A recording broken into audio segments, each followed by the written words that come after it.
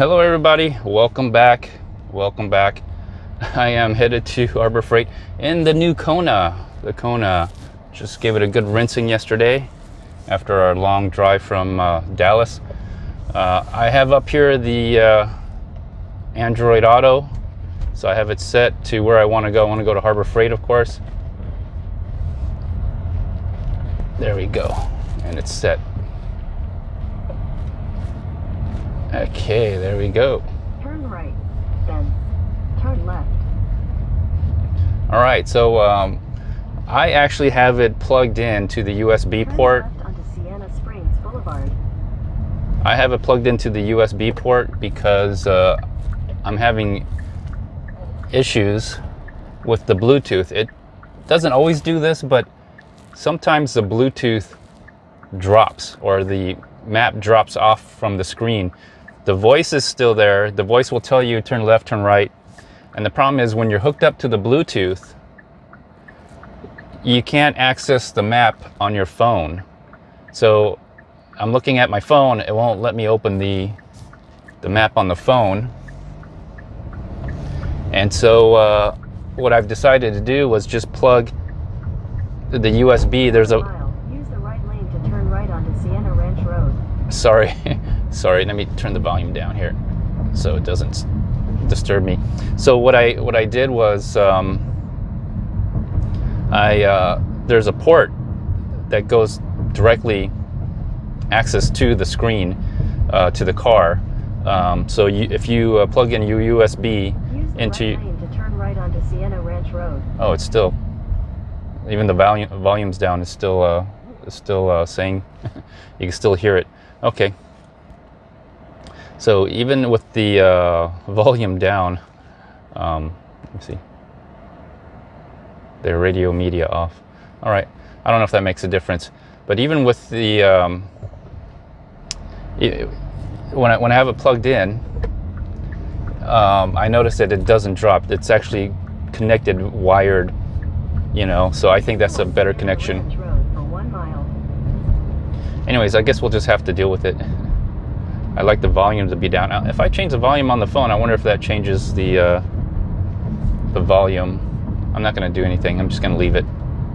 Anyway, so here's my drive along here on the new Kona, and I'm very excited to drive. I am headed to Harbor Freight, but this is more of a drive along for the Kona, if you're wondering what it is or what it feels like to drive in a Kona. I'll try to tell you my experience. Let me see, let me adjust this up a little. There we go. So the reason I have a Kona is because my Tucson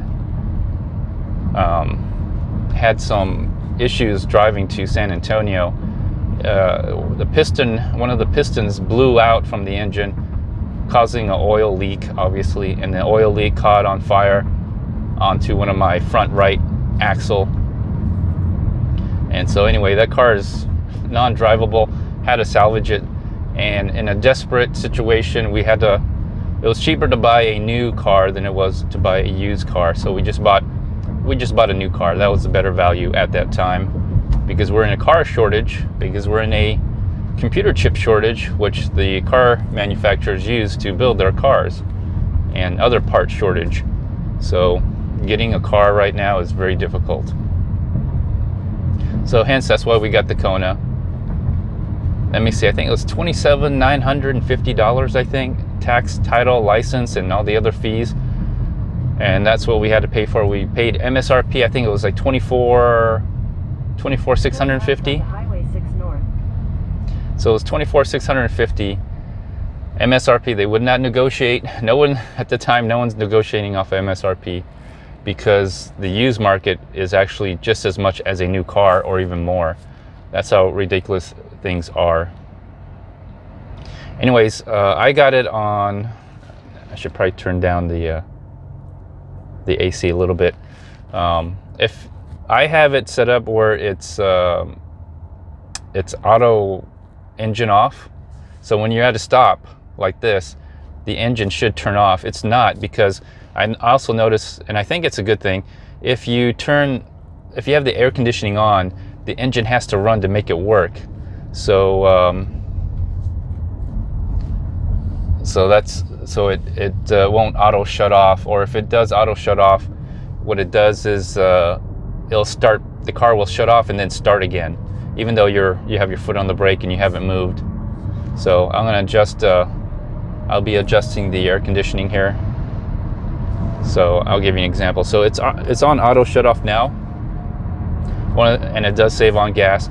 This thing, great gas mileage. Right now I have it setting to drive info, so it tells me my miles per gallon as I'm driving. And when I drive, I like to drive to get the most miles per gallon. So I'm going to be driving really slow here. That's why I'm in the slowest lane. But when I get to a stop, I'll try to turn off the AC or turn it down low, turn the air conditioning down low. And that way the engine can stay off when I'm at the stoplight. So the auto engine function works. So I see a red light up ahead, so I'm just going to coast. That's when I get the most miles per gallon here. And I'm going to try to shoot for 40 miles per gallon here. And I'm going to turn off the air conditioning. Although it just turned green, but let's see, I won't be able to make it. So it just turned green. I don't know how long I'm going to be here, but okay, I'm stopped. The engine has turned off, and we are still stuck here. I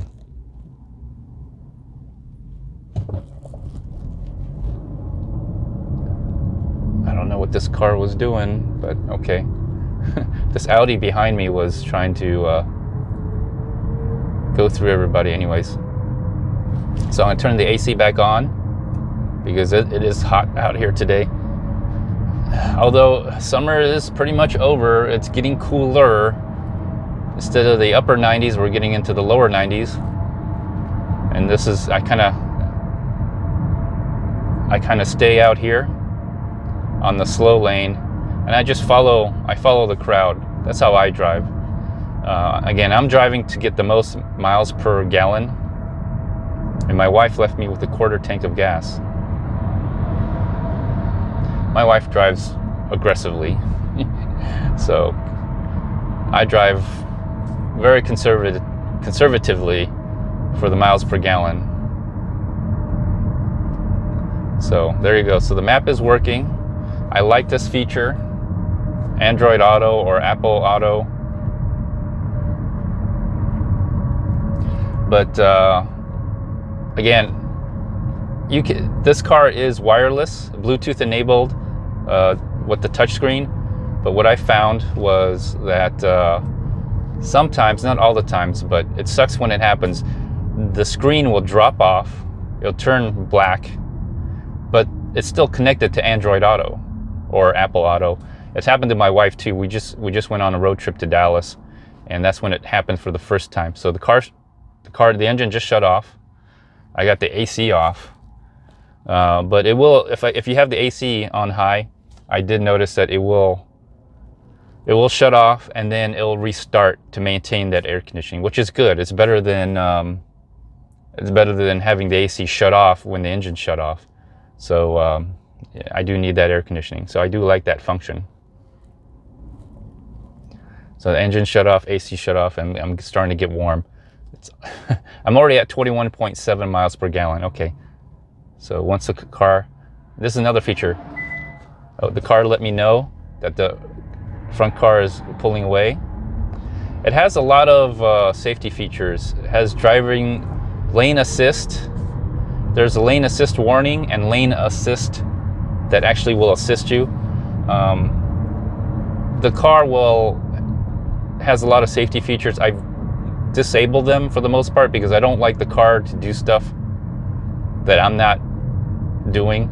But it has collision avoidance. The car will brake by itself. The car will also, in the lane assist option, it will move. It will actually turn the steering wheel and assist you in keeping in the lane. That is this button right here. I don't use it, so I've disabled it. Collision avoidance, it will stop on its own. I've disabled that. I don't like that, but I left the warning on, so all the warnings are still there. The lane assist warning, if I move out of the lane, it will let me know. Blind spot warning, it will let me know, especially when I have my blinkers on. When you have your blinkers on, it'll tell you if there's someone in your blind spot. It'll warn you, it'll beep, and the lights will go on in your side mirrors. There's these blind spot warning symbols that light up. There's also a camera up in the front of this behind this mirror. You see this big old spot. That's a camera, and that basically is looking at your lane, and that's also part of your lane assistance. Your lane assistance and your lane assistance warning. Okay, we're driving, so I'm gonna got the air conditioning on. So I do a lot of, I slowly put on the gas, slowly hit the brakes. I'm at 23.5 miles per gallon.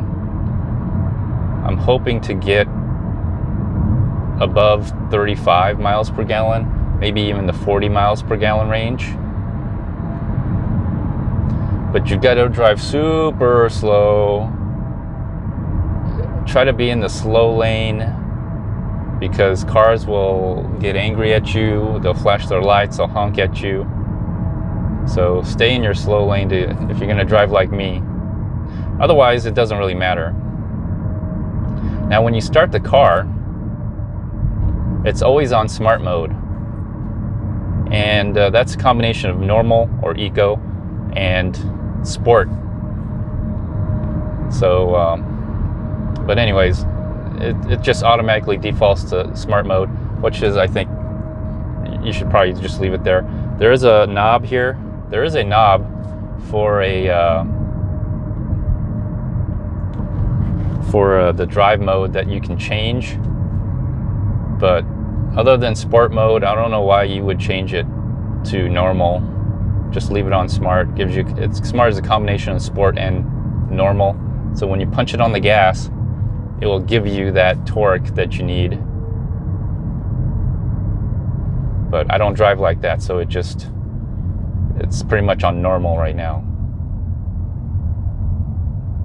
I'm gonna turn off the AC, because I'm gonna stop here just a little bit. Engine's gonna turn off. Then I'm gonna go. It didn't make much of a difference.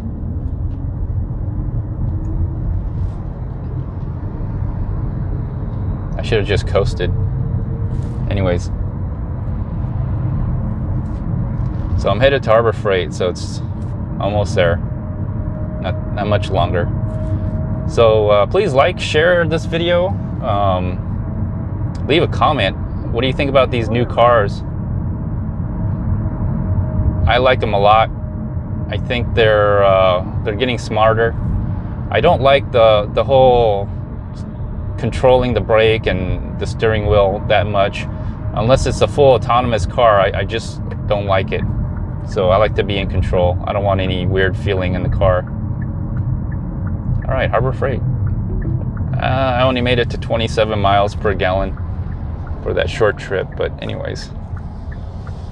Yeah, I'm gonna get a lot of Bauer tools, because they got the 20% off, or not 20%, $20 off if you buy the battery and the charger with any Bauer tool. What I do is I just return the battery and charger, because they give you the $20 off the tool itself. So I'm gonna be going to several Harbor Freights today. Anyways, that concludes this drive of the new 2022 Kona, Hyundai Kona. Just to give you an idea what it's like to drive one of these. Anyways, I'll catch y'all later. Bye.